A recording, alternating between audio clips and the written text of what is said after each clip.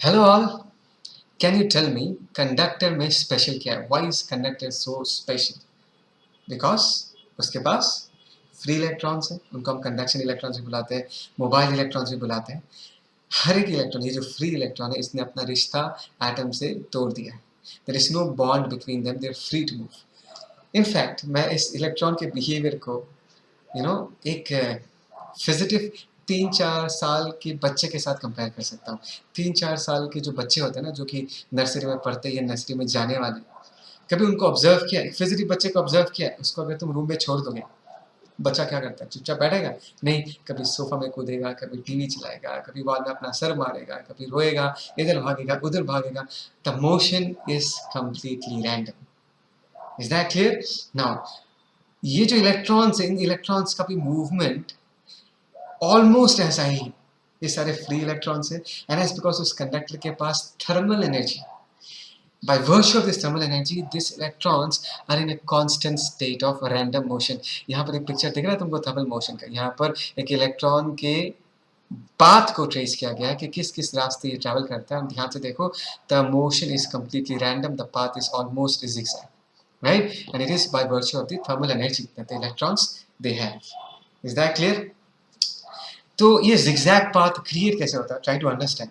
देखो, मैंने यहाँ पर एक कंडक्टिंग वायर बनाया। ये कंडक्टिंग वायर सिर्फ इमेजिन करो एक एक पड़ा हुआ कंडक्टिंग वायर है, उसके साथ कुछ कनेक्टेड नहीं है। There is no batteries connected, there is no electric field, nothing. It is just an isolated piece of conducting wire. तो यहाँ पर जो मैंने रेड रेड कलर के तुमको सर्कल्स बना के ये रिप्रेजेंट किया, they are the atoms of the conductor. ठीक है, basically metal ions, right, who have lost their electron. और ये जो ब्लू ब्लू कलर के तुमको डॉट्स दिख रहे हैं, this dots are basically electrons, and they are in a constant state of random motion. Now जब ये इलेक्ट्रॉन भागेगा, वो आगे जाके किसी और मेटल आयन के साथ जाके टकराएगा, टकराने के बाद आगे जाके फिर से किसी और अपने साथी इलेक्ट्रॉन के साथ जाके टकराएगा, and they will be in a constant state of motion. इसीलिए उनका जो पाथ होता है वो zigzag होता है, वो रैंडम होता है। और एक बात बता दूं, ये जो थर्मल मोशन होता है, ये जो स्पीड होता है इनके पास, that speed is very very high, they move very very fast, and the speed is of the order of 10⁵ metre per second. क्या बोला मैंने? 10⁵ metre per second. Can you imagine the speed with which this electrons are moving? लेकिन एक बात बताओ, उस बच्चे के बारे में जो कहा था, जो फिजिटिव बच्चा, तो वो तो रूम में इधर उधर ऊपर नीचे हर जगह भागते रहता है, बट अगर उसका मैं इफेक्टिव डिस्प्लेसमेंट तुमको निकालने बोलूँ कि उसका इफेक्टिव डिस्प्लेसमेंट क्या होगा, that will be almost zero, because उसने डिस्टेंस तो बहुत ज़्यादा कवर किया, लेकिन उसका इफेक्टिव डिस्प्लेसमेंट क्या होगा? वो घूम फिर के इधर भाग के उधर भाग के फाइनली अपने पुराने लोकेशन पे ही आ जाएगा most of the time, right? So ऐसे केसेस में मैं ये कह सकता हूँ कि डिस्टेंस उसने बहुत कवर किया, लेकिन इफेक्टिव डिस्प्लेसमेंट क्या होगा? इफेक्टिव डिस्प्लेसमेंट तो मतलब this is just a story to make you people understand, ठीक है ना? एकदम डिटेल्स में मत चले जाना, जस्ट फील देने के लिए कह रहा हूँ। तो इफेक्टिवली वो खास कुछ मूव नहीं करता वो बच्चा। इलेक्ट्रॉन्स भी ऐसा ही कुछ। इलेक्ट्रॉन्स देखो, zigzag मोशन के लिए डिस्टेंस तो बहुत ज़्यादा कवर करता है, लेकिन effectively as because the motion is random, I can say that their effective displacement will be zero because the motion is random. बात समझ आ रहा है मैं क्या कह रहा हूँ? Is that clear? Okay. अभी तुम मुझे ये क्वेश्चन पूछ सकते हो कि सर आप ये बताओ कि वो जो कंडक्टिंग वायर है, उसमें अगर करंट निकालना है, वो जो एक गिरा हुआ कंडक्टिंग वायर था, उसमें कितना करंट होगा? बिकॉज चार्जेस तो मूव कर रहे हैं।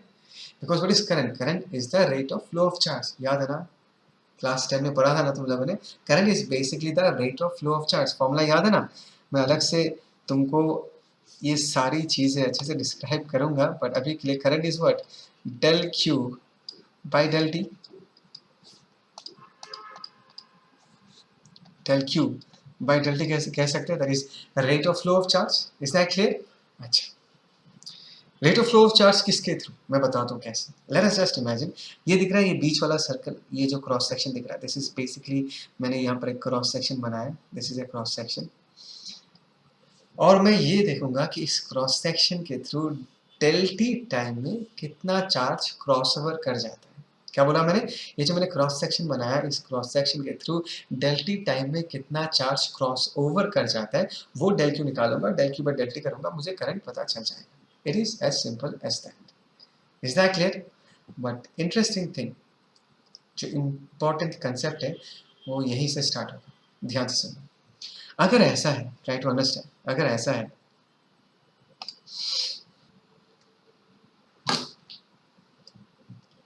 ओके, यहाँ पर जो मैंने क्रॉस सेक्शन बनाया था उसको हमने अलग से यहाँ पर बनाया, ठीक है ना। We are talking about electrons, this electrons they have random motion just like that fidgety kid that we are talking about. वो बच्चा देखो, उस बच्चे को अगर रूम में अकेला छोड़ दोगे वो इधर उधर कंटिन्यूसली रैंडमली भागते रहेगा, उसके लाइफ में कोई टेंशन नहीं है, उसकी लाइफ में कोई गोल नहीं है, ना उसको JEE देना है ना उसको NEET देना है, there is no motivation. That is the reason उसका मोशन क्या कंप्लीटली रैंडम है, एग्जैक्टली इन इलेक्ट्रॉन्स जैसे, ठीक है। अभी अगर ऐसे सिचुएशन में ये पूछा जाता है करंट निकालो, तो करंट निकालने के लिए मुझे सबसे पहले ये निकालना पड़ेगा कि इस क्रॉस सेक्शन को क्रॉस करके नेट चार्ज कितना फ्लो कर रहा है। मैं कुछ नंबर्स लेके समझाऊंगा ताकि आसानी से समझ में आए, so that our discussion is simple. तो मैं ऐसा कह रहा हूँ, ध्यान से सुनना, कि अगर देखो इस कंडक्टर में इस लेफ्ट हाफ में भी इलेक्ट्रॉन्स है, इस राइट हाफ में भी इलेक्ट्रॉन्स है, तो इलेक्ट्रॉन्स क्रॉस अगर करेंगे उनके पास दो पाथ है, एक तो हो गया ब्लू वाला path, they are moving from left part to the right part of the conductor, और दूसरा पाथ हो गया the green path in which the electrons move from the right part of the conductor to the left part of the conductor. Is that clear, समझ में आ रहा? तो मैं ये कह रहा हूं कि अगर ब्लू रूट के थ्रू 10 इलेक्ट्रॉन्स क्रॉस कर रहे हैं तो ग्रीन रूट के थ्रू भी 10 इलेक्ट्रॉन्स ही क्रॉस करेगा। लेफ्ट टू राइट अगर 10 इलेक्ट्रॉन्स क्रॉस कर रहा है तो राइट टू लेफ्ट भी 10 इलेक्ट्रॉन्स ही क्रॉस करेगा। मतलब इस क्रॉस सेक्शन के थ्रू अगर पूछा जाता है what is the net charge flow, the net charge flow in this case will be equal to 0। अगर नेट चार्ज फ्लो 0 है तो करंट भी क्या हो जाएगा, करंट भी in this case will be equal to 0। Correct? मुझे पता है बहुत लोगों के दिमाग में अभी एक कंफ्यूजन तो डेफिनेटली क्रिएट हुआ। मैं बताओ क्या कंफ्यूजन है, सुनना चाहते हैं? ठीक है, सुनो ध्यान से, क्या कंफ्यूजन हुआ होगा तुम्हारे दिमाग में। तुम ये सोच रहे हो कि सर को कैसे पता कि अगर लेफ्ट टू राइट 10 इलेक्ट्रॉन जाएगा तो राइट टू लेफ्ट भी 10 इलेक्ट्रॉन्स ही जाएगा, इसका क्या गारंटी है? मुझे बहुत बच्चों ने हर बैच में कभी ना कभी ये क्वेश्चन तो पूछा ही, ठीक है। मुझे समझ में आता है, ध्यान से सुनो इस जो मैं इसका एक्सप्लेनेशन दे रहा हूँ।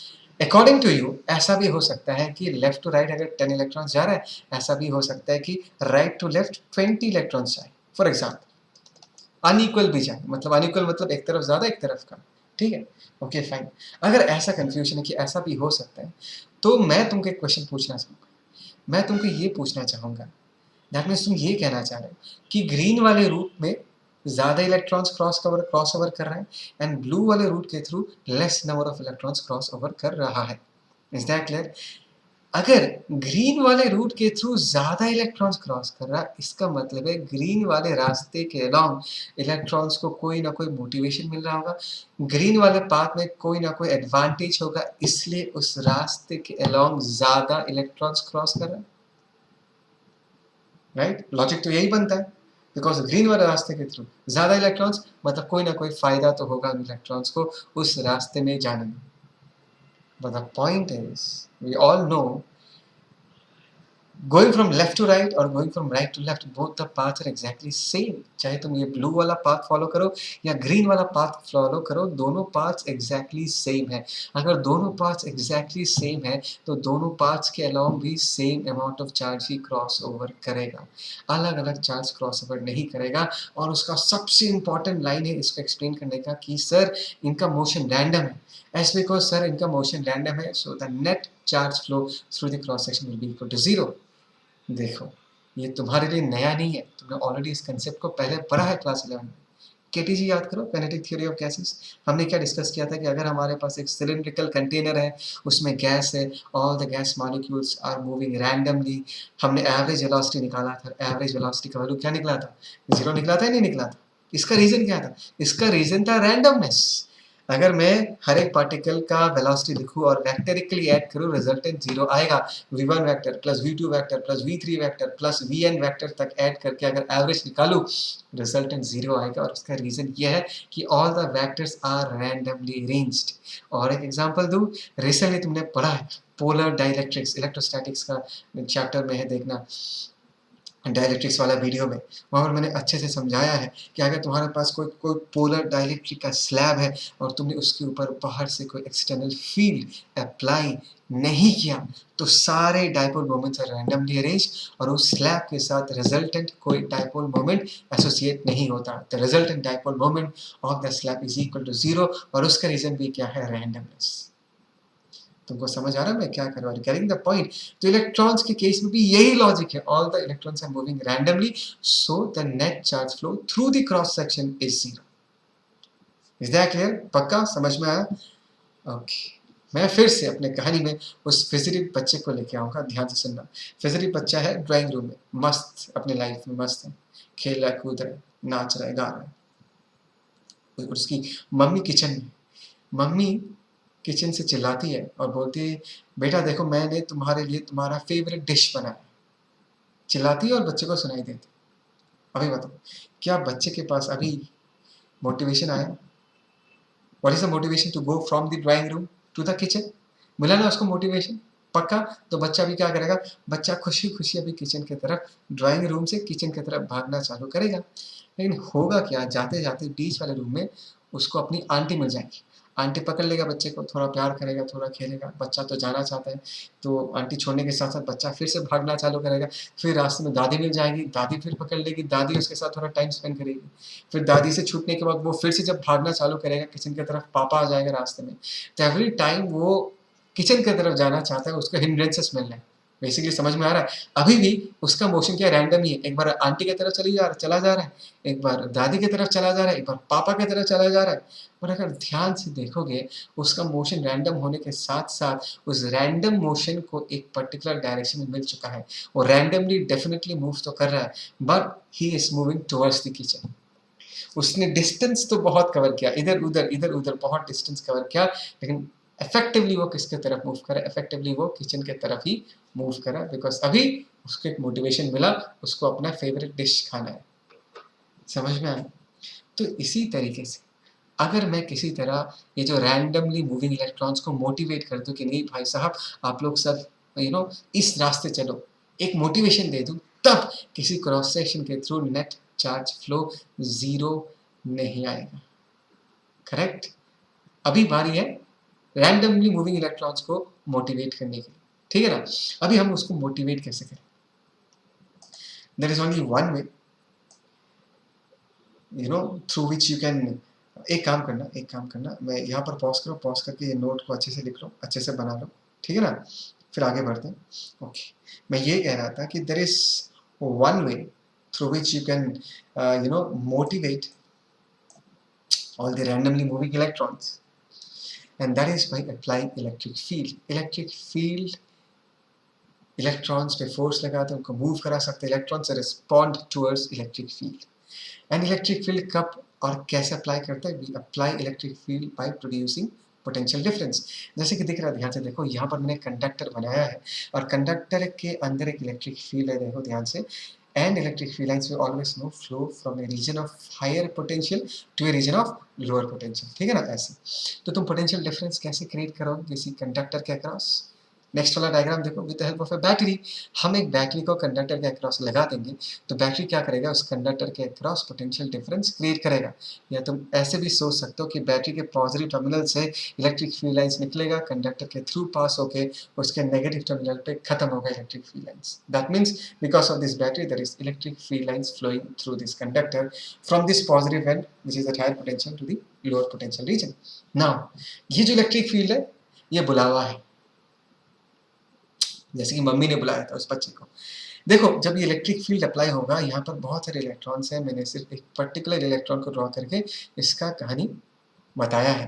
वो ऐसा है कि इस इलेक्ट्रॉन पे फोर्स लगेगा definitely, as because electron is negatively charge, उस पर किस डायरेक्शन में फोर्स लगेगा? Opposite to the direction of electric field. कितना फोर्स लगेगा देखो, मैंने लिख के रखा, छोटा इंटू कैपिटल ई। अभी अगर फोर्स लग रहा है, the electron is now motivated, वो किस तरफ जाना चाहेगा? It will try to move opposite to the direction of electric field.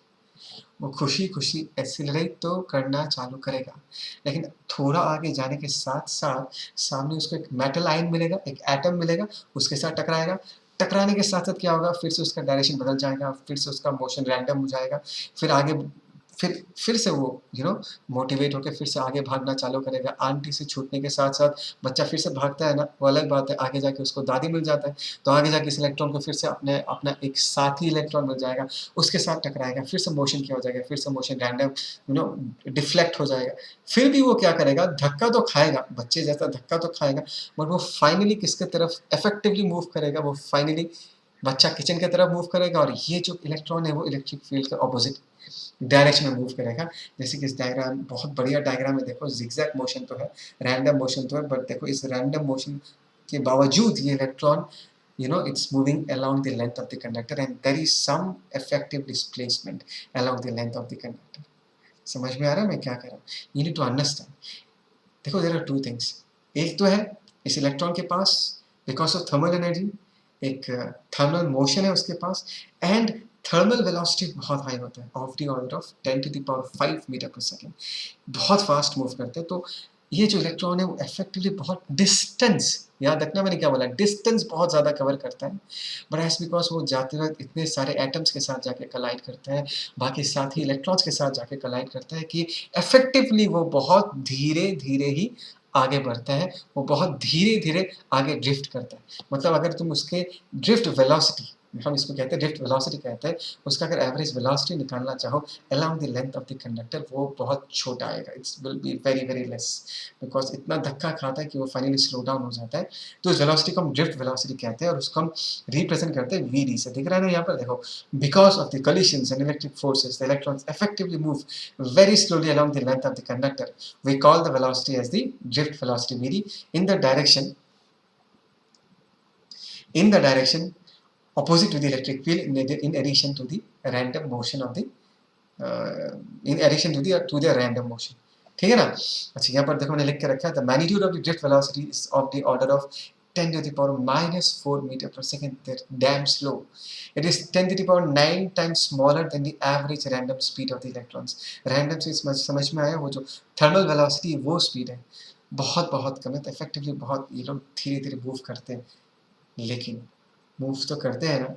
अब उनको एक पर्टिकुलर रास्ते में मोटिवेशन तो मिला है ना, अभी डेफिनेटली उस रास्ते में ज़्यादा इलेक्ट्रॉन्स क्रॉस ओवर करेगा, मतलब जिस तरफ इलेक्ट्रिक फील्ड है उसके ऑपोजिट डायरेक्शन में ज़्यादा इलेक्ट्रॉन्स क्रॉस ओवर करेगा। दैट मीन्स डेफिनेटली इस सिचुएशन में हमको कुछ ना कुछ करंट तो मिलेगा। दैट मीन्स एक कंडक्टर में तुमको बैटरी लगाना है, पोटेंशियल डिफरेंस अप्लाई करना है, इलेक्ट्रॉन्स को मोटिवेट करना है, क्रॉस सेक्शन के थ्रू नेट चार्ज फ्लो करेगा and you will find current. ठीक है, आई थिंक सो तुमको पता चल चुका है कि हमने कौन सा चैप्टर स्टार्ट किया है। This is the chapter of electric current. यहाँ पर we are going to talk about charges in motion. Electrostatics was a chapter where we talked about charges at rest. This is a particular chapter will talk about charges in motion. हम इस discussion को आगे continue करेंगे। फिलहाल मैंने बहुत बहुत अच्छे से नोट्स बनाया है, बहुत अच्छे से नोट्स बनाया, सारे पॉइंट्स को अच्छे से लिखा तुम्हारे लिए। तो इसको पॉज करो और अच्छे से अपना नोट्स बना के रखो, बिकॉज एक बात हमेशा याद रखना, यही बचाएगा, ये जो नोट्स है ना, यही बचाएगा तुमको फाइनल एग्जाम में। ठीक है ना? अच्छे से नोट्स बना, फिर आगे बढ़ेंगे। ठीक है?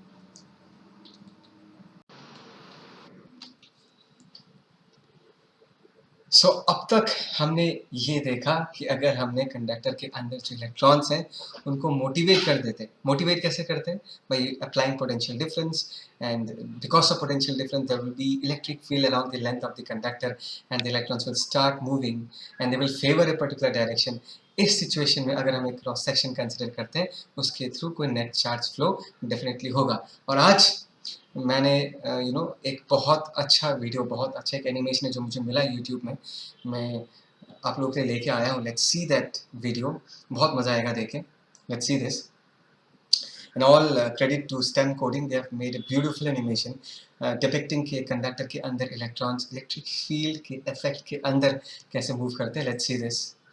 सो as you can see in this case, ये जो तुमको जो रेड कलर के प्लस साइंस दिख रहे, they are all metal ions because they are positive, because they have lost there electrons. और यहाँ पर छोटे छोटे ब्लू जो तुमको छोटे छोटे डॉट्स दिख रहे, they will be moving, I will show you the animation, they are all this electrons. So let's see the animation in this case. So as you can see, all the electrons you can see right, they are moving randomly, और जब ये लोग travel कर रहे हैं ये लोग basically ions के साथ जाकर टकरा भी रहे हैं। एग्जैक्टली, और ये जो बड़ा सा एरो दिख रहा है ना, बड़ा सा arrow, this is the direction along which the electric field is exerted, right? And this is how the electrons move. I hope so तुमको ये देख के मजा आया. This is how it moves. ठीक है? Okay. Okay, so let's get back to the real world. आज हम ये डिस्कस करेंगे कि we have talked about current. We already know, हमने क्लास 10 से पढ़ा है कि करंट एक्चुअली क्या होता है. It is actually the rate of flow of charge to the cross section of a conductor.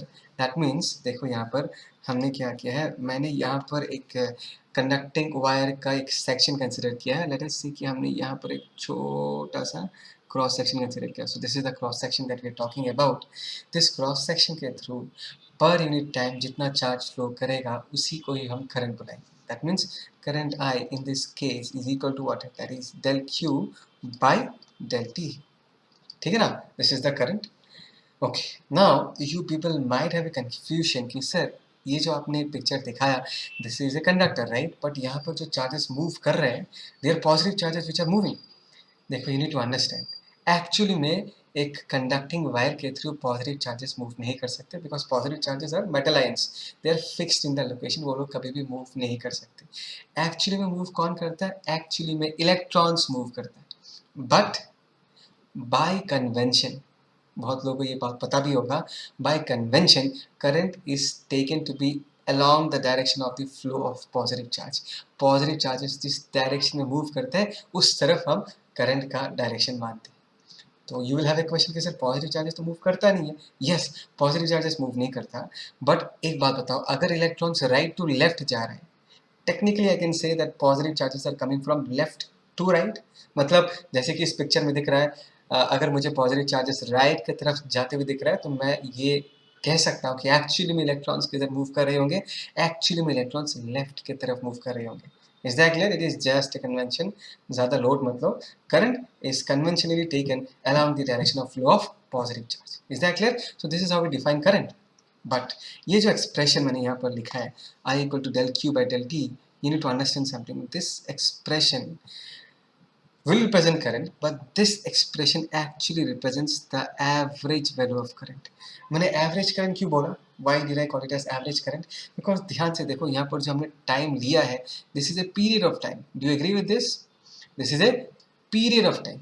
और कभी भी हम पीरियड को लेके बात करते हैं तो वहाँ पर हम डेफिनेटली क्या निकालते हैं? एवरेज ही निकालते हैं.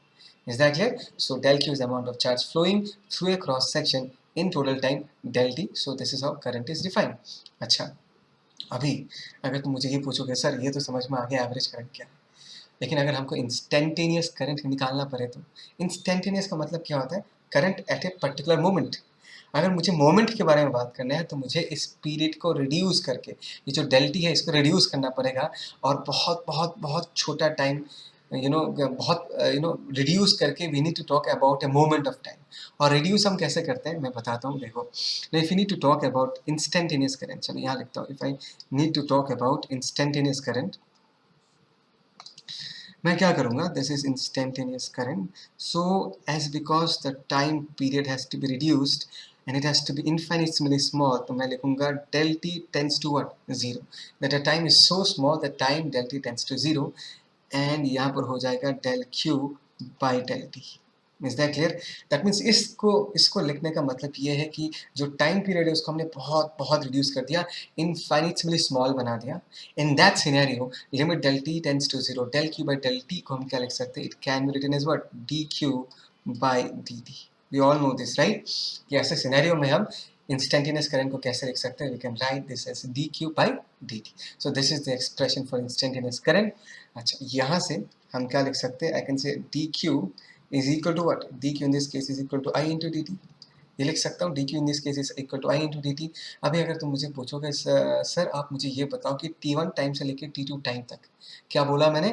t1 टाइम से लेके t2 टाइम के अंदर इस क्रॉस सेक्शन को कितना amount of charge cross over करता है, वो हम कैसे निकालेंगे? सीधा सीधा यहाँ से निकाल सकते हैं. Just need to integrate.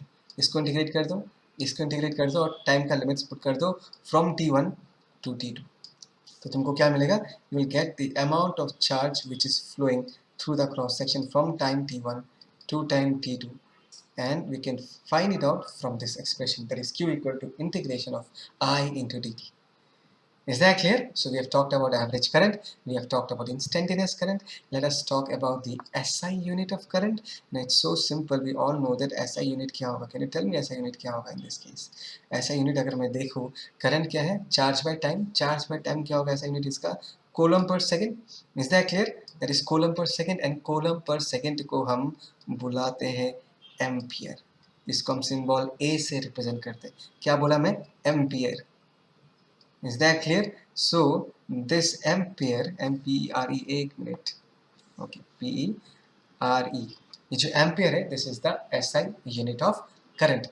That is 1 ampere is equal to 1 coulomb per second. मैं यहाँ पर लिख के रखता हूँ. Let us see, 1 ampere in this case is equal to what? 1 coulomb per second. This is the SI unit of current. ये छोटी मोटी कुछ चीज़ें हैं जो तुमको समझना है, याद रखना है, ठीक है. और मैंने यहाँ पर बहुत बढ़िया तरीके से डिफाइन करके रखा है. Current is defined as the rate of flow of charge through the cross section of the conductor in this case, ठीक है ना. Okay, this is the cross section. We always assume that current is basically the flow of positive charges. Current का direction is taken along the direction of flow of positive charges. Average current हम ऐसे define करते हैं del Q by del T. Instantaneous current हम कैसे define करेंगे? dQ by dt. Is that clear? पक्का? Okay, अभी आगे बढ़ते हैं. Now my point is, current कैसे produce होता है? How is current produced? You will say, sir, current is produced when charges move, right? And they have to move in a particular direction. Random motion से कभी भी current produce नहीं होता. Okay, fine. The charges are moving along a particular direction. But क्या तुमको लगता है कि सिर्फ and सिर्फ इलेक्ट्रॉन्स के मूवमेंट के कारण ही करंट होता है? Are electrons only responsible for producing current? The answer is no. If charges are moving, then current is produced. In case of metallic conductors, क्या बोला मैंने? In case of metallic conductors, electrons are the charge carriers. Specifically metallic conductors के लिए electrons charge carry करते हैं. Electrons का movement is responsible for producing current. मैं ऐसा क्यों कह रहा हूँ? मैं इसलिए ऐसा कह रहा हूँ. एक बार इस डायग्राम को देखते हैं. Let us see this diagram properly. ये डायग्राम दिख रहा है तुमको? Yeah, okay. Let us see this diagram. This is an electrolytic cell. जैसे कि दिख रहा है यहाँ पर, this is a cathode, this is an anode, और यहाँ पर हमारा electrolytic solution है. और solution में हमको पता है क्या होता है. There are positive ions, there are negative ions. Positive ions को हम cations बुलाते हैं, negative ions को हम anions बुलाते हैं, right? So ऐसे सिनेरियो में try to understand, अगर मैंने इस लिक्विड के थ्रू इलेक्ट्रिक फील्ड पास किया, ऑब्वियसली इलेक्ट्रिक फील्ड पास कर रहा होगा, बिकॉज देखो ये पॉजिटिवली चार्ज्ड इलेक्ट्रोड है, ये नेगेटिवली चार्ज्ड इलेक्ट्रोड है. There will be field lines inside this liquid. So what will happen?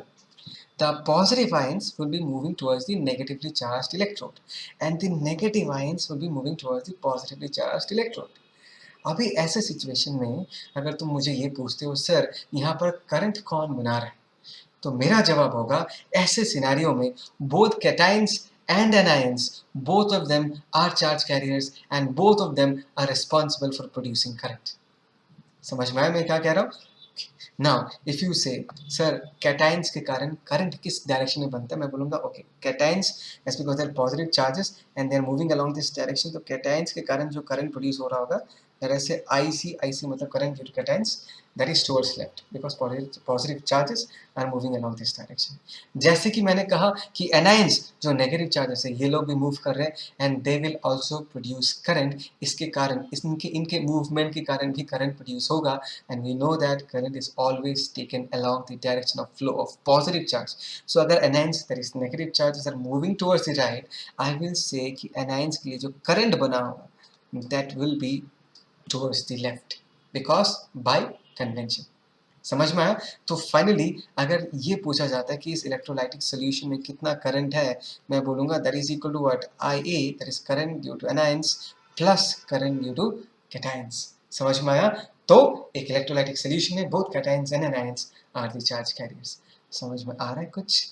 Are you getting the point? Clear हो रहा है मैं क्या कह रहा हूँ? ओके, सो ये तो हो गया एक इलेक्ट्रोलाइटिक सेल का कहानी. आगे बढ़ते हैं. एक मिनट रुको. ओके ओके जैसे कि दिख रहा है, मैंने यहाँ पर अच्छे से लिख कर रखा है. Conventionally we define the direction of flow of current around the direction of flow of positive charge. बता चुका हूँ. In a metallic conductor, current is a result of flow of negatively charge electrons. In such cases we consider the direction of current opposite to the direction of flow of electrons. ये भी बता चुका हूँ। Electrolyte में क्या होता है, current is result of flow of both positive and negative ions, ये भी बता चुका हूँ। अभी नेक्स्ट हम और एक इम्पॉर्टेंट कंसेप्ट को लेकर डिस्कस करेंगे, जिसका बेसिक्स हमने क्लास 11 में फ्लूइड डायनेमिक्स के चैप्टर में डिस्कस किया था। मैं बताता हूँ क्या। मैं ये बताना चाहता हूँ कि इलेक्ट्रिक करंट जो होता है एंड वाटर करंट जो होता है, there very very much similar. We can talk about them together. बहुत बहुत सारी प्रॉपर्टीज, वाटर करंट के बहुत सारी प्रॉपर्टीज इलेक्ट्रिक करंट के साथ मैच होते हैं। ठीक है, सबसे पहले अगर तुमको याद है कि talked about equation of continuity, right, a1 into v one is equal to a2 into v two. और इसका बेसिक्स कहाँ से आया था? बेसिक्स यहाँ से आया था कि अगर किसी पाइप के थ्रू लिक्विड फ्लो कर रहा है, कोई फ्लूइड फ्लो कर रहा है, तो हर एक क्रॉस सेक्शन के through the amount of liquid flowing has to be the same. ऐसा नहीं हो सकता कि 10 लीटर पानी आया और यहाँ से 8 लीटर निकला, बाकी 2 लीटर गायब नहीं हो सकता, खो नहीं जा सकता। अगर एक क्रॉस सेक्शन को 10 लीटर ऑफ पानी क्रॉस करता है, तो नेक्स्ट क्रॉस सेक्शन को भी 10 लीटर ऑफ पानी ही क्रॉस करेगा। तुमको समझ में आ रहा है मैं क्या कह रहा हूँ? Is that clear? सिमिलरली इस लॉजिक को हम करंट के केस में भी यूज कर सकते हैं। मैं दिखाता हूँ कैसे। Let us concentrate on this diagram. इस डायग्राम पे थोड़ा सा कंसंट्रेट करते हैं। Okay, so we have this diagram. देखो, ये जो डायग्राम है, this is the a typical picture of a conductor, जिसके अलग अलग क्रॉस सेक्शन है। ये छोटा सा क्रॉस सेक्शन, उसके बाद क्रॉस सेक्शन और थोड़ा बढ़ गया, नेक्स्ट वाला क्रॉस सेक्शन और थोड़ा बड़ा हो गया। अभी तीनों सेक्शंस के थ्रू करंट फ्लो कर रहा है। इसके थ्रू I1 फ्लो कर रहा है, इसके थ्रू I2 फ्लो कर रहा है, इसके थ्रू I3 फ्लो कर रहा है। तो मैं ये कहना चाहता हूँ कि जिस तरीके से इस पाइप के थ्रू या इस पाइप के किसी भी क्रॉस सेक्शन के थ्रू जितना पानी फ्लो करेगा, इस क्रॉस सेक्शन के थ्रू भी उतना ही पानी फ्लो करेगा, इस क्रॉस सेक्शन के थ्रू भी उतना ही पानी फ्लो करेगा। 10 लीटर पानी आया, इस क्रॉस सेक्शन के थ्रू भी 10 लीटर ही पानी फ्लो करेगा, इस क्रॉस सेक्शन के थ्रू भी 10 लीटर ही पानी फ्लो करेगा, इस क्रॉस सेक्शन के थ्रू भी 10 लीटर ही पानी फ्लो करेगा। एग्जैक्टली उसी तरीके से अगर इस क्रॉस सेक्शन के थ्रू I1 करंट फ्लो करता है, इस क्रॉस सेक्शन के थ्रू I2 करंट फ्लो करता है, इस क्रॉस सेक्शन के थ्रू I3 करंट फ्लो करता है, तीनों क्रॉस सेक्शन के थ्रू जो करंट फ्लो कर रहा है, that is I1, second one is I2 and the third one is I3, they will be equal। ऐसा नहीं हो सकता कि यहाँ से 10 कॉलम चार्ज आया और इस क्रॉस सेक्शन को जब क्रॉस किया गया तो 8 कॉलम पहुंचा, बाकी 2 कॉलम खो गया। ऐसा हो नहीं सकता। यहाँ से अगर 10 कॉलम आएगा इस पाइप के थ्रू, पाइप मतलब कंडक्टर, इस कंडक्टर के थ्रू भी 10 कॉलम ही पास कर रहा होगा पर सेकंड, और इसके किसी भी क्रॉस सेक्शन के थ्रू भी 10 कॉलम, अगर करंट 10 एम्पियर है, 10 कॉलम पर सेकेंड है, तो पर सेकेंड इसके थ्रू भी 10 कॉलम ऑफ चार्ज ही क्रॉस करेगा। समझ में आया? I1 is equal to I2 is equal to I3। Is that clear? समझ में आया? There cannot be any charge accumulation at any point of the conductor। ऐसा चार्ज accumulate नहीं हो सकता कि 10 आया, 8 निकल के चला गया, 2 कॉलम चार्ज बीच में कहीं फंसा हुआ है, रह गया, खो गया, ऐसा नहीं हो सकता। ठीक है ना? ओके, नेक्स्ट जो इक्वेशन ऑफ कंटिन्यूटी है, जहां पर हमने ये डिस्कस किया था कि A1 into v one is equal to what A2 into v two. इसमें हमने क्या सीखा था? इसमें हमने ये सीखा था कि अगर जिस पाइप के थ्रू पानी फ्लो कर रहा है, उस पाइप के क्रॉस सेक्शन को अगर हम छोटा कर दें तो पाइप से पानी ज़्यादा फास्ट निकलता है, पानी का स्पीड क्या हो जाता है? इंक्रीज हो जाता है, right? AV is a constant, velocity is inversely proportional to area. यही चीज़ तो हमने पढ़ा था और ये चीज़ हमने प्रैक्टिकली भी इतना देखा। अगर हमको गार्डन में पानी देना है, हमको पानी को दूर तक पहुंचाना है, तो हम क्या करते हैं? हम पाइप को पकड़ के, उसके मुंह को पकड़ के थोड़ा प्रेस कर देते हैं। पाइप के मुंह को प्रेस करने के साथ साथ पानी का स्पीड क्या हो जाता है? इंक्रीज हो जाता है, बिकॉज velocity of the पानी of water is inversely proportional to the cross sectional area। समझ में आ रहा है? क्रॉस सेक्शन छोटा तो वेलोसिटी क्या होगा? इंक्रीज करेगा। एग्जैक्टली ऐसा ही जब चार्जेस फ्लो करता है किसी कंडक्टर के थ्रू, ऐसा ही कुछ होता है। जैसे कि ये वाला पिक्चर दिख रहा है, ये देखो, दिस इज ए कंडक्टर और इसके थ्रू करंट I फ्लो कर रहा है। ओके, जो भी क्रॉस सेक्शन है, हर एक क्रॉस सेक्शन के through I amount of current ही फ्लो करेगा। लेकिन मैं ये कहना चाहता हूँ कि लेट्स से यहाँ पर जब चार्जेस फ्लो कर रहा है, इसका वेलोसिटी v1 है, और यहाँ पर कंस्ट्रिक्शन है, जहाँ पर क्रॉस सेक्शन एरिया को डिक्रीज कर दिया गया है, यहाँ पर जब चार्जेस फ्लो कर रहा है उसका वेलोसिटी v2 है। मैं ये कहना चाहता हूँ एज बिकॉज यहाँ पर क्रॉस सेक्शन डिक्रीज हो गया, यहाँ का चार्जेस का वेलोसिटी ज़्यादा होगा और यहाँ पर चार्जेस का वेलोसिटी कम होगा। That means I want to say v2 is more than v1। समझ में आया? Velocity of charges at a narrower cross section will be more as compare to a broader cross section. जहाँ पर cross section का value, जहाँ पर cross section area बड़ा है, वहाँ पर वेलोसिटी क्या होगा? कम होगा। ये जो चीज़ मैंने तुम लोगों को बताया अभी, ट्राई टू अंडरस्टैंड, ये जो चीज़ मैंने बताई ये मैं आगे जाके प्रूव भी करूँगा। अभी जस्ट फील लेने के लिए तुमको बता के रख रहा हूँ, तो लोड नहीं लेने का, मैं अच्छे से आगे जाके इन सब चीज़ों को प्रूव करूँगा। ठीक है ना? अभी जस्ट बताने के लिए बता के रख रहा हूँ ताकि तुमको प्रॉपर फील आए कि हम क्या पढ़ रहे हैं। ठीक है ना? ओके, मैंने क्या कहा था? मैंने ये कहा था कि इलेक्ट्रिक करंट बहुत हद तक वाटर करंट जैसा है। अभी एक बात बताओ, वाटर जब फ्लो करता है हमको प्रेशर डिफरेंस अप्लाई करना पड़ता है। Pressure difference is the driving force behind the flow of water. हमेशा याद है, मतलब यू ऑलरेडी नो कि अगर हमारे पास दो टैंक्स है, एक टैंक में पानी का लेवल ज़्यादा है, एक टैंक में पानी का लेवल कम है, तो पानी हमेशा will flow from a region of higher pressure to a region of lower pressure until and unless the pressure becomes the same, right? इसलिए मैं कहता हूँ कि pressure difference acts as a driving force for the flow of water exactly in the same manner potential difference is the driving force for the flow of charges. जितना ज़्यादा potential difference होगा उतना fast charges move करेगा, उतना ज़्यादा current flow करेगा। ये चीज़ मैं ऑलरेडी तुमको इलेक्ट्रोस्टैट्स में भी बता चुका हूँ, जब हमने दो स्पेरिकल कंडक्टर्स को जिनका पोटेंशियल अलग अलग था, जब हमने उनको कंडक्टिंग वायर से जोड़ा था, उस वक्त भी मैंने ये चीज़ बताया था। तो just like pressure difference, potential difference acts as a driving force for the flow of charges through a conductor.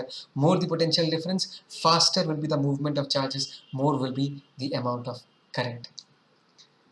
क्या बोलते हो? पक्का समझ में आ रहा है ना? कोई डाउट नहीं है ना? ओके फाइन, नेक्स्ट देखते हैं। मैंने ये सारी चीज़ों को अच्छे से लिख कर रखा है, लोड नहीं लेने का। ठीक है ना? Let's go back, let's go back.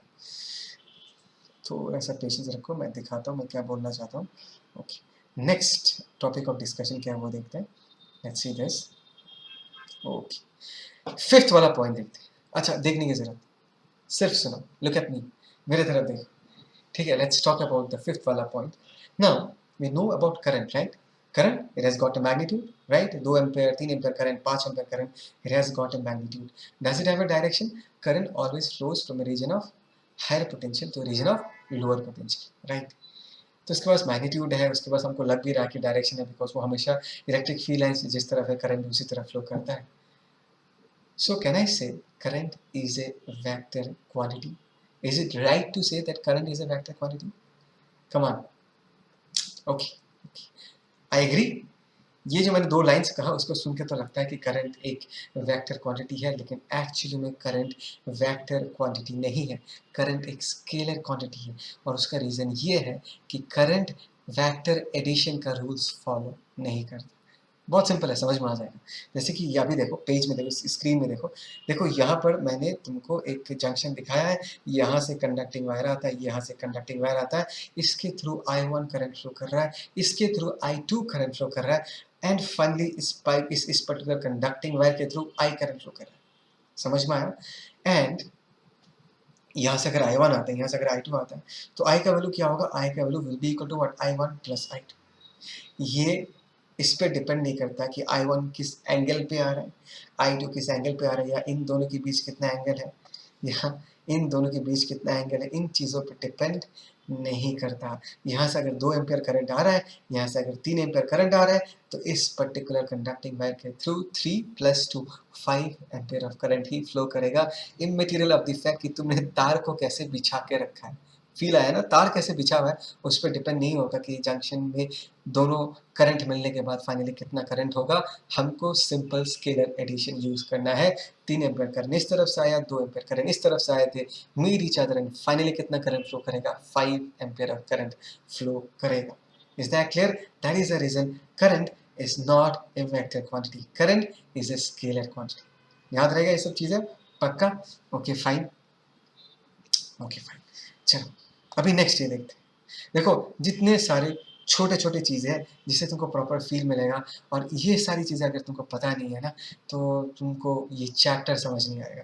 ये जो छोटी छोटी छोटी चीज़ें हैं, this this builds up the spice of the chapter. देखो मैं नेक्स्ट ये कहना चाहता हूँ कि ये तुम्हारे सामने एक नॉन कंडक्टिंग रिंग है। चलो मैं लिख के देता हूँ। लेट अस से this is a non conducting ring, this is non conducting ठीक है ना, ये नॉन कंडक्टिंग है। एंड इसको हमने यूनिफॉर्मली चार्ज करके रखा है, मतलब हमने क्यू चार्ज दे के रखा है इसके सरफेस पे। As because it is non conducting, इसके ऊपर चार्जेस मूव नहीं कर सकते, बिकॉज वो अलाउ नहीं करेगा चार्जेस को मूव करने के लिए। Is that clear? बट अभी अगर मैंने इस एक्सिस के अबाउट इसको रोटेट कर दिया, दिख रहा है ऐसा, मैंने यहाँ पर लिख कर रखा है कि इस एक्सिस के about about an axis which is passing through the centre of this ring and perpendicular to the plane of the ring. अगर मैं रिंग को ऐसे घुमा दूँ, अगर मैं रिंग को ऐसे घुमा दूँ, लेट अस से मैं रिंग को कितने टेंजेंशियल स्पीड से घुमा रहा हूँ, लेट अस से v स्पीड से ये रिंग टेंजेंशियल स्पीड से ये घूम रहा है, दिस इज v, ठीक है ना, v स्पीड से मैं इसको घुमा रहा हूँ।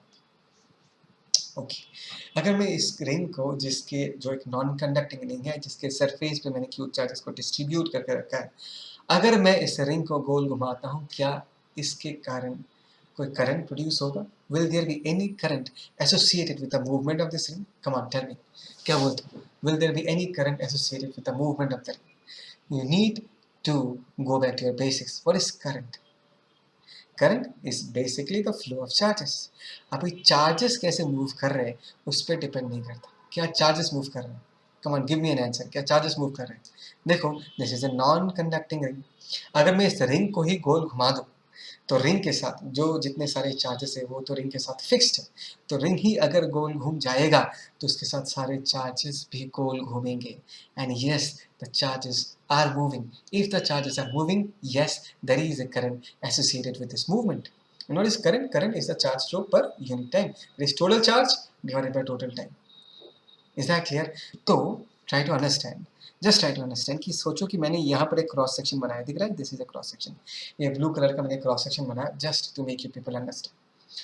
ये इमेजिन करो, ये एक दरवाजा है, और जब ये रिंग गोल घूमेगा, क्या करेगा, ये पॉजिटिव चार्ज एक बार इस दरवाजे को क्रॉस करेगा, फिर जाके नेक्स्ट इस ये पॉजिटिव चार्ज जाके इस ब्लू कलर के दरवाजे को क्रॉस करेगा, फिर ये वाला पॉजिटिव चार्ज इस ब्लू वाले दरवाजे को क्रॉस करेगा। माय क्वेश्चन इज, इस पूरे रिंग में कितना चार्ज, इस पूरे रिंग में क्यू चार्ज, इस पूरे क्यू चार्ज को, ये जो ब्लू कलर का क्रॉस सेक्शन है, इस पूरे क्यू चार्ज को, इस क्रॉस सेक्शन को पास करने में कितना टाइम लगेगा?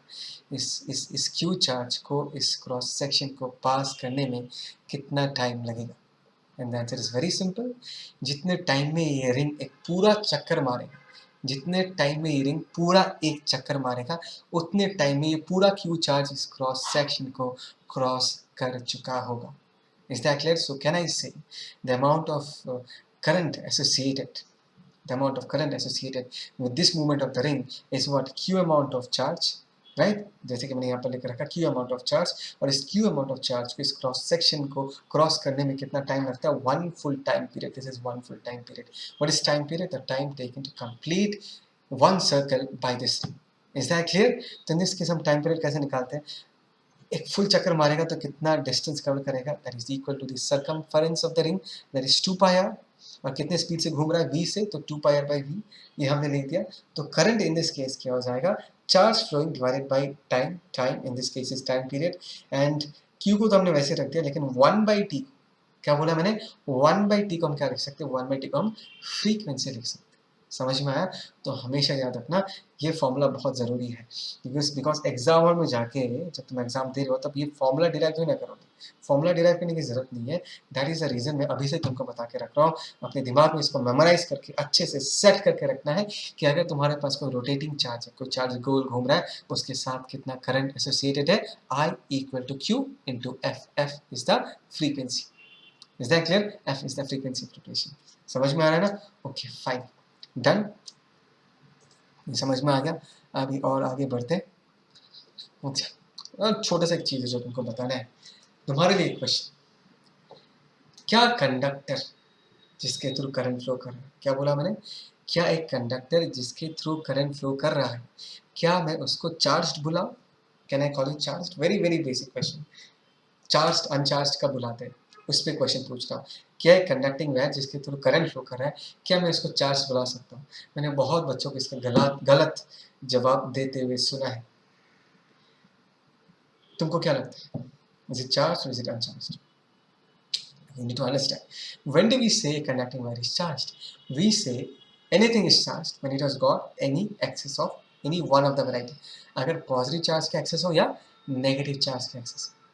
बट एक कंडक्टिंग वायर के पास जितने सारे पॉजिटिव चार्जेस है उतने ही सारे नेगेटिव चार्जेस भी, जितने सारे पॉजिटिव चार्जेस है उतने ही सारे इलेक्ट्रॉन्स भी है। समझ में आ रहा है मैं क्या कह रहा हूँ? सिर्फ फर्क ये है कि कुछ इलेक्ट्रॉन्स आर मोबाइल, कुछ इलेक्ट्रॉन्स मूव कर पा रहे, कुछ इलेक्ट्रॉन्स चल पा रहे, this is only thing. But एक कंडक्टिंग वायर में जितने सारे पॉजिटिव चार्जेस है उतने ही सारे नेगेटिव चार्जेस है। तो कभी भी ये मत कहना कि कंडक्टिंग वायर जिसके थ्रू करंट फ्लो कर रहा है वो चार्ज है, it is uncharged, because the amount of negative charge and the amount of positive charge is always balanced. Is that clear? समझ में आया? So this are the things जो मैं तुमको बताना चाहता था। This are very important interesting things that you need to understand. मैंने सब कुछ बताया, एवरीथिंग जो तुमको समझना है, एवरीथिंग जो तुमको जानना है, मैंने सब कुछ बताया है। अभी तुम्हारा बारी है कि तुम इस चीज़ को कितना अच्छे से याद रखते हो, कितने अच्छे से इस प्रैक्टिस करते हो, कितने अच्छे से इसका फील लेते हो। Is that clear? रुको मैं थोड़ा सा फ्रेम ठीक कर देता हूँ so that you can copy the notes. Okay, ठीक है।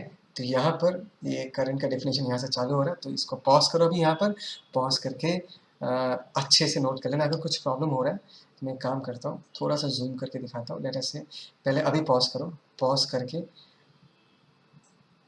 एक मिनट,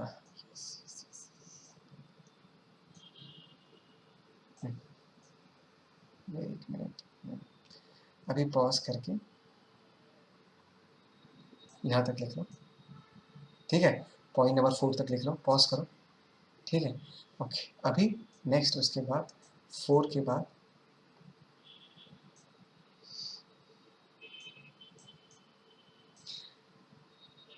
और बाकी जो ये सारे पॉइंट्स हैं ये लिख के रखो। अभी पॉज करो, बाकी के ये सारे पॉइंट्स लिख के रखो, ठीक है। देखो, मैं ये मानता हूँ कि जब तक तुमने किसी कंसेप्ट पे न्यूमेरिकल्स नहीं किया तब तक वो कंसेप्ट क्लियर नहीं होगा, और ये सच है। तो मैंने तुम लोगों के लिए कुछ बेसिक सेट ऑफ क्वेश्चंस लाए, बहुत बेसिक सा है, और वो कंप्लीटली उसी कंसेप्ट से बेस्ड है जो हमने अब तक सीखे, ठीक है। So let's start discussing. Let's see the first question. First question इस पे है, हाउ मेनी चार्जेस फ्लो, ये एकदम बच्चों वाला है, how many charges flow through a wire in 10 minutes if 2.5 amperes of current flows through it, right? फटाफट करते हैं। पूछा कि कितना चार्ज फ्लो करेगा, you know that q is equal to what, I into t, या del t लिख सकते हो in this case, del q in this case is equal to I into del t, हम सबको पता है। okay, so in this case current कितना हो गया, current in this case is equal to 2.5 ampere, and time को हम क्या करेंगे, time in this case is equal to 10 minutes, 1 minute is equal to 60 seconds into 60 के साथ मल्टीप्लाई कर दिया तो क्या मिलेगा, 6 5 जो 1 0, ये 25 हो गया, 6 5 तो 30, 0 3 6 2 12 15, ठीक है ना। दिस 1500 कूलम ऑफ चार्ज, एकदम सिंपल था, ठीक है ना। 1500 कूलम ऑफ चार्ज फ्लो कर रहा है। यहाँ पर करंट 2.5 एम्पीयर दिया, मतलब करंट इज कांस्टेंट, तो डायरेक्टली मैं ये वाला फॉर्मूला यूज कर सकता हूँ। Is that clear? कोई डाउट नहीं? सो दिस इज द आंसर। ये तो बस टाइम पास था, आगे बढ़ते हैं। तो आगे का क्वेश्चन क्या देखते हैं, ध्यान से देखो।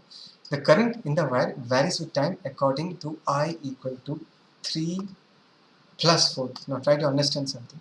यहाँ पर जो करंट का एक्सप्रेशन दिया है, current I is equal to 3 प्लस 4t, you need to understand कि ये जो करंट का एक्सप्रेशन है that is a function of time.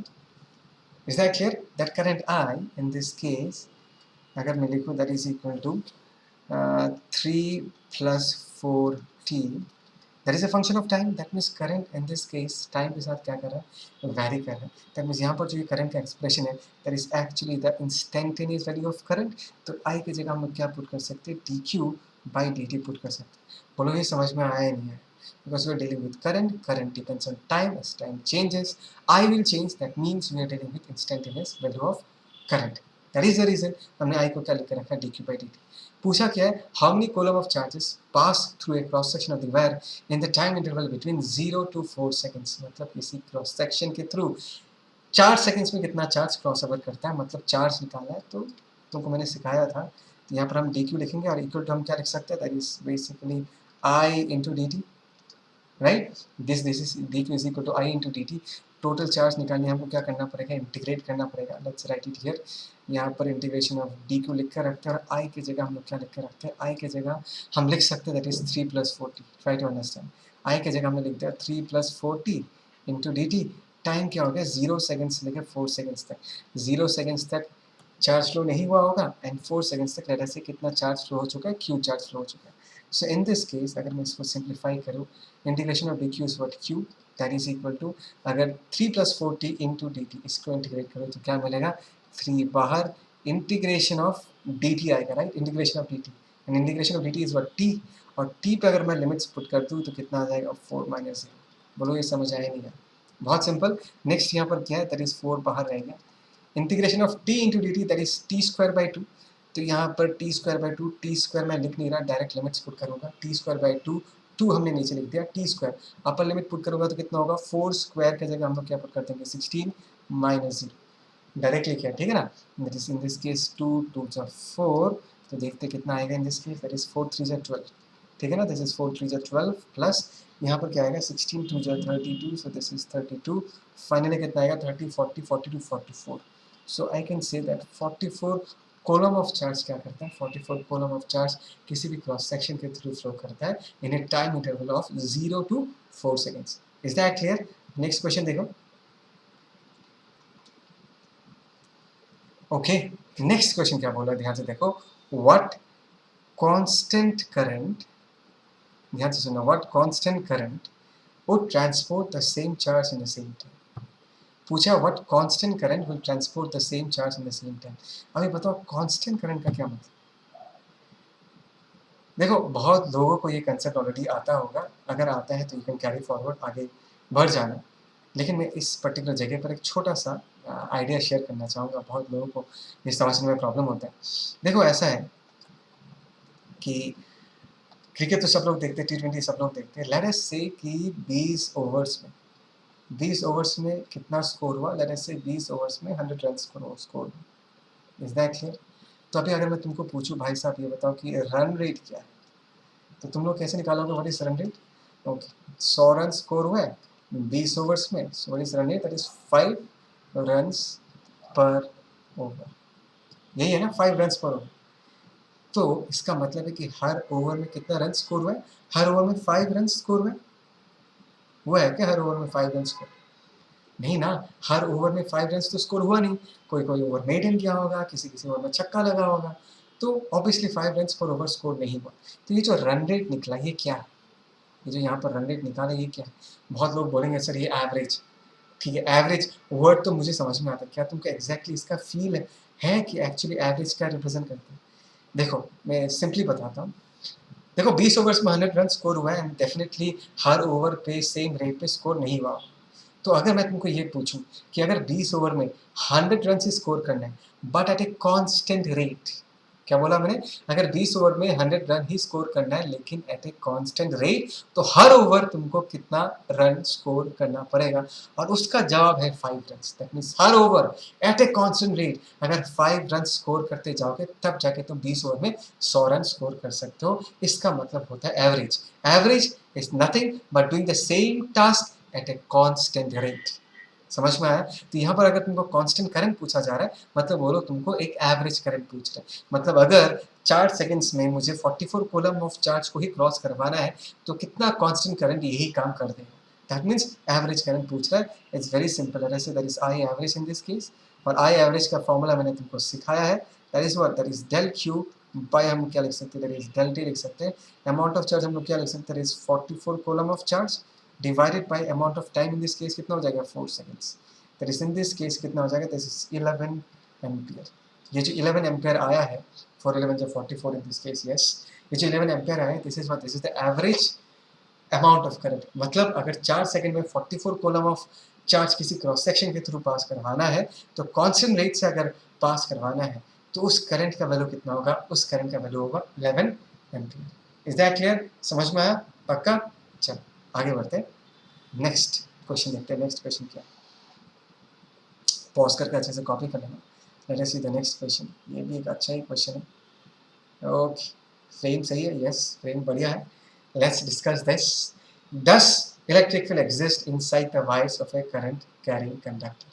क्या इलेक्ट्रिक फील्ड एक करंट कैरिंग कंडक्टर के अंदर एग्जिस्ट करता है? And I am very very much sure कि बहुत लोगों के दिमाग में ऑलरेडी ये कंफ्यूजन आ चुका है. मैं बताता हूँ कंफ्यूजन क्या है तुम्हारे लिए. ये कंफ्यूजन आया होगा कि अरे सर ने तो ये सिखाया था कि कंडक्टर के अंदर इलेक्ट्रिक फील्ड हमेशा क्या होता है, जीरो होता है। देखो जैसे कि मैंने यहाँ पर लिख कर रखा है, electric field inside a conductor is always equal to what, zero. ठीक है, अगर electric field inside a conductor is always equal to zero, और सर इस चैप्टर में बार बार यही कह के जा रहे हैं कि ये कंडक्टर के अंदर इलेक्ट्रिक फील्ड है, इलेक्ट्रिक फील्ड चार्जेस को मोटिवेट करता है, चार्जेस को मूव करवाता है, लेकिन सर ने तो खुद ही कहा था कि कंडक्टर के अंदर इलेक्ट्रिक फील्ड जीरो है। तो सर क्यों कह रहे हैं कि इस कंडक्टर के अंदर जो कि करंट कैरी कर रहा है इस electric field? Did you get that doubt? Yes, I hope so you got that doubt. मुझे लगता है मैंने डाउट को अच्छे से प्रेजेंट किया है। Now the answer to this, ध्यान से सुनना, we need to go back to the very basics। बहुत लोगों का ये डाउट और क्लियर नहीं होता, ध्यान से सुनना, बेसिक्स को अच्छे से समझते हैं। इलेक्ट्रिक फील्ड किसी कंडक्टर में जीरो कैसे होता है? अगर कोई कंडक्टर है, उसको हमने कोई चार्जेस दे दिया, तो चार्जेस क्या करते हैं? चार्जेस सबसे पहले सरफेस तक जाते हैं, अपने आप को रीअरेंज करते हैं, एक ऑप्टिमम डिस्टेंस मेंटेन करते हैं, एक चार्ज और दूसरे चार्ज एक दूसरे के बीच मैक्सिमम डिस्टेंस मेंटेन करते हैं, एंड फाइनली टाइम आता है कि सारे चार्जेस अपनी जगह पर चुपचाप अच्छे बच्चों जैसा बैठ जाते हैं, मूव नहीं करते, और उस सिचुएशन को हम कहते हैं electrostatic equilibrium. And at electrostatic equilibrium charges अपने आप को इस तरीके से रीअरेंज करते हैं ताकि कंडक्टर के अंदर रिजल्टेंट फील्ड जीरो हो जाए। क्या करते हैं? आपके चार्जेस अपने आप को रीअरेंज करते हैं, और उस सिचुएशन को हम क्या कहते हैं? Electrostatic equilibrium. Time comes when the charges are at rest and they rearrange themselves in such a manner so that the resultant field inside the conductor is equal to zero. Is that clear? Now what will happen if I take the same conducting wire and apply a potential difference across the ends of the conductor? जैसे कि दिख रहा है, हमने उसी conducting wire को लिया, लेकिन हमने इसके अक्रॉस एक बैटरी लगा के रखा है, जैसे V वोल्ट का बैटरी है, यहाँ पर कहीं पर तुमको इलेक्ट्रोमोटिव फोर्स मिलेगा। डरो मत, इलेक्ट्रोमोटिव फोर्स जो है वो पोटेंशियल डिफरेंस ही है। जब ये वर्ड मिलेगा तुमको, इस वर्ड का मतलब तुमको आगे जाके समझाऊंगा, अभी के लिए इग्नोर करो, पोटेंशियल डिफरेंस ही है इलेक्ट्रोमोटिव फोर्स, ठीक है ना। तो अगर हमने कभी पोटेंशियल डिफरेंस अप्लाई करके रखा है, तो ये पोटेंशियल डिफरेंस एक्चुअली करता क्या है? Try to understand. देखो, this is the positive terminal of the battery and this is the negative terminal of the battery. Positive terminal क्या करेगा? यहाँ से इलेक्ट्रॉन्स को खींच के लेके आएगा। समझ में आ रहा है? क्या करेगा? इलेक्ट्रॉन्स को खींच के लेके आएगा। बैटरी क्या करेगा? काम करेगा इलेक्ट्रॉन्स को, इस बैटरी क्या करेगा? इलेक्ट्रॉन्स को क्रॉसओवर करवाएगा। ये इलेक्ट्रॉन्स क्रॉसओवर करके यहाँ पर पहुँचेगा, फिर ये सारे इलेक्ट्रॉन्स यहाँ पहुँचेगा, फिर सारे इलेक्ट्रॉन्स यहाँ पहुँचेगा, फिर सारे इलेक्ट्रॉन्स कंडक्टर के थ्रू पास करेगा, फिर से इस रूट में आएगा, फिर बैटरी के पास पहुँचेगा, बैटरी इसको फिर से क्रॉसओवर करवाएगा, फिर से सारे इलेक्ट्रॉन्स गोल घूम के फिर से रिटर्न आएगा, and the charges will always be in a constant state of motion. Charges जो है वो सर्किट के अंदर गोल घूमते रहेंगे, घूमते रहेंगे, और घुमा कौन रहा है? घुमा ये बैटरी रहा है। चार्जेस लेके आ रहा है, फिर रिटर्न भेज रहा है, चार्जेस लेके आ रहा है, फिर रिटर्न भेज रहा है। So the charges are always in a constant state of motion. The charges, they don't get a scope to rearrange themselves. The charges will never attain the state of electrostatic equilibrium. These charges, as because they never can attain the state of electrostatic equilibrium, तो वो जो अंदर का field है इसको और cancel out नहीं कर पाता। समझ में आया? बिकॉज इसके लिए चार्जेस को अपने आप को पहले रीअरेंज करना पड़ेगा। नॉर्मली कंडक्टर में फील्ड कैसे जीरो होता था? सोचे कंडक्टर है, सोचो चार्ज नहीं है, चार्ज नहीं होने वाला कंडक्टर, उस कंडक्टर के थ्रू हमने इलेक्ट्रिक फील्ड पास कर दिया, तो क्या होता है? तो चार्जेस कंडक्टर के अंदर ही रीअरेंज हो जाते हैं। पॉजिटिव चार्जेस एक तरफ चला जाता है, नेगेटिव चार्जेस दूसरी तरफ चला जाता है, एंड ये जो पॉजिटिव नेगेटिव का ग्रुप है ये अपने आप अपने बीच एक इंटरनल फील्ड प्रोड्यूस करता है, जो कि बाहर वाली फील्ड को क्या करता है? कैंसिल आउट करता है। लेकिन यहाँ पर बैटरी ने इसके अंदर जो इलेक्ट्रिक फील्ड प्रोड्यूस किया है, चलो उसको हम एक्सटर्नल फील्ड कहते हैं, लेकिन उस फील्ड को कैंसिल आउट करने के लिए सबसे पहले चार्जेस को रीअरेंज होना पड़ेगा और अपने आप में फील्ड प्रोड्यूस करना पड़ेगा। लेकिन तुमने क्या चार्जेस को रीअरेंज होने का स्कोप दिया? कभी नहीं दिया। तुम चार्जेस को कंटिन्यूसली भगा रहे हो, तो वो लोग कभी भी रीअरेंज नहीं हो पा रहे, इसीलिए वो फील्ड को कैंसिल आउट नहीं कर पा रहे, और यही वो फील्ड है जो चार्जेस को गोल घुमा रहा है। This field produced by the battery inside the conductor is responsible for the motion of the electrons, for the production of current in the conductor. समझ में आया? सिर्फ एक छोटा सा फर्क है, एक नॉर्मल कंडक्टर जो कि बैटरी के साथ कनेक्टेड नहीं है, उसमें इलेक्ट्रोस्टैटिक इक्विलिब्रियम अटेन हो सकता है, लेकिन अगर एक कंडक्टिंग वायर को तुम किसी बैटरी के साथ कनेक्ट कर दोगे, उसमें कभी भी इलेक्ट्रोस्टैटिक इक्विलिब्रियम आ नहीं पाएगा, कभी भी चार्जेस का रीअरेंजमेंट हो नहीं पाएगा। That is the reason electric field अंदर कभी भी जीरो नहीं होता। समझ में आया? ये खुद मैं जब पढ़ता था ना, मेरे दिमाग में भी बहुत डाउट आया था, बहुत लंबे टाइम तक ये डाउट था।